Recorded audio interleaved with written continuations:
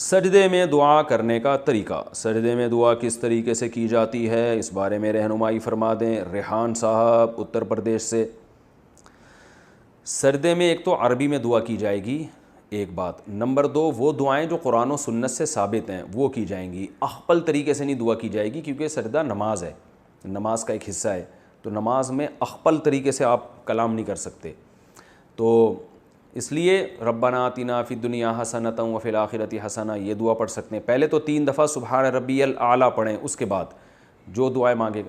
اور ہمارے نزدیک یہ نوافل اور سنتوں میں ہے، فرض نماز میں صرف سبحان ربی الاعلیٰ ہی پڑھنا چاہیے، اور چاہیں تو اس کو لمبا کر دیں آپ، لیکن فرض نماز میں بھی دعا مانگی جا سکتی ہے، لیکن بہتر یہ ہے کہ اس میں صرف سبحان ربی الاعلیٰ، کیونکہ رسول اللہ صلی اللہ علیہ وسلم نے سبحان ربی الاعلیٰ کے بارے میں فرمایا اجعلوہ فی سجودکم، یہ کلمات اپنے سجدوں میں پڑھا کرو۔ تو اس لیے فرض نماز میں بہتر یہی ہے کہ صرف سبحان ربی الاعلیٰ پڑھیں، لمبا سجدہ کرنا ہو تو بار بار پڑھیں آپ۔